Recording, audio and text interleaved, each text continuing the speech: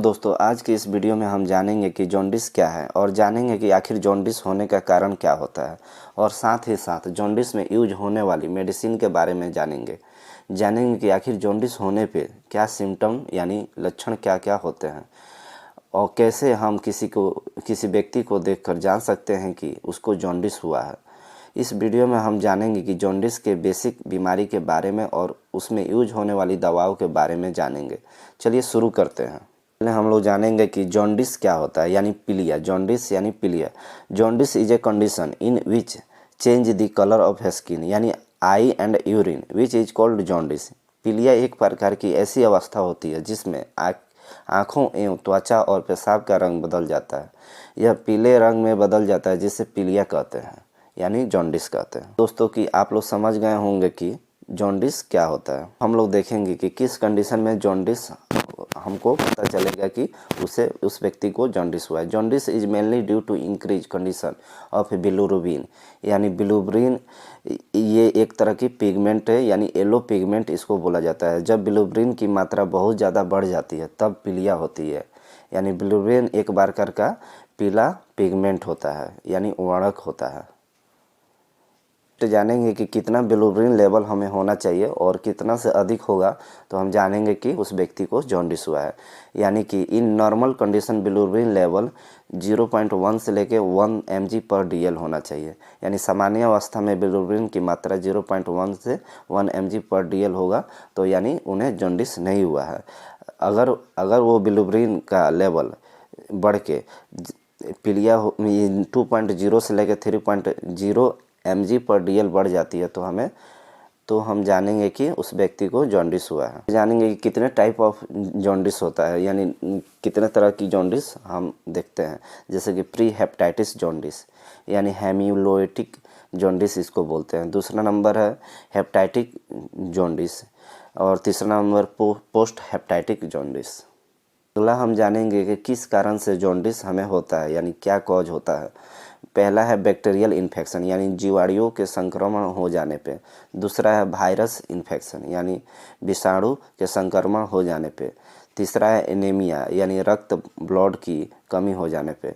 चौथा है auto immune disease number है लीवर का एक्यूट इन्फ्लामेशन हो जाने पे। तो हम लोग देखेंगे कि इसका सिम्टम क्या होता है, कैसे जानेंगे कि किसी व्यक्ति को ये जॉन्डिस हुआ है। प्रकार से हम लोग जान सकते हैं कि किसी व्यक्ति को जॉन्डिस हुआ है कि नहीं हुआ है। जैसे कि येलो स्किन यानी स्किन जो है येलो दिखना, यूरिन येलो दिखना। दूसरा है एब्डोमिनल पेन यानी पेट में दर्द होना। तीसरा नंबर है उल्टी और घबराहट होना। चौथा नंबर है दस्त लग जाना यानी डायरिया। पांचवा है हेवी फीवर यानी शरीर का तापमान बढ़ जाना। किसी व्यक्ति में ये सारी लक्षण अगर होंगे तो जाके जॉन्डिस का शिकार हम लोग बता सकते हैं।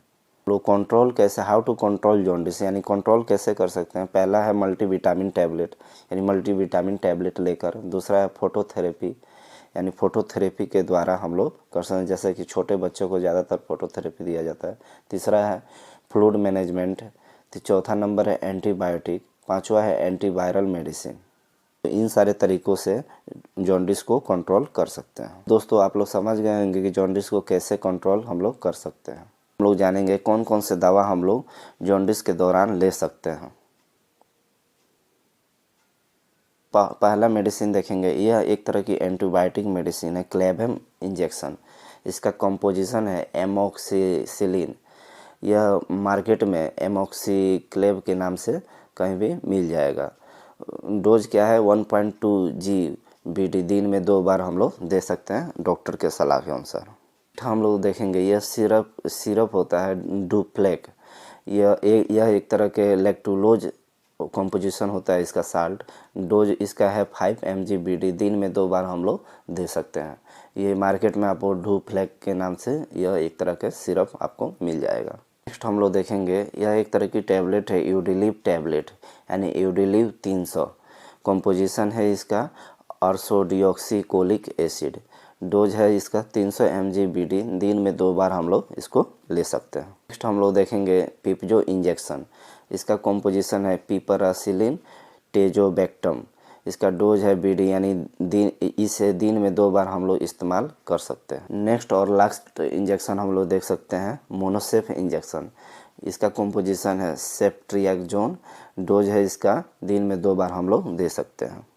तो हम लोग देखेंगे कि जॉन्डिस होने पे कौन सा टेस्ट हम लोग कराएंगे, यानी डायग्नोसिस ऑफ जॉन्डिस। यानी कि पहला नंबर है एलएफटी यानी लीवर फंक्शनल टेस्ट, यानी लीवर का फंक्शन टेस्ट हम लोग कराएंगे तो पता चल जाएगा जॉन्डिस हुआ है क्या। यानी एक और सीबीसी भी करा सकते हैं, complete blood count. Bilirubin test भी करा सकते हैं, हम आपको बताएं कितना मात्रा होना चाहिए बिलिरुबिन का, तो हमें पता चल जाएगा कि जॉन्डिस हुआ है कि नहीं हुआ है। चौथा है यूरिन एग्जामिनेशन करा सकते हैं। पांचवा है सीटी स्कैन करा सकते हैं। और छठा एमआरआई करा सकते हैं। इन सारे तरीक़ों से हम लोग जान सकते हैं कि किसी व्यक्ति को जॉन्डिस हुआ है कि नहीं हुआ है। दोस्तों, आपको वीडियो अच्छा लगा हो तो चैनल को लाइक और सब्सक्राइब ज़रूर करें। Thank you so much.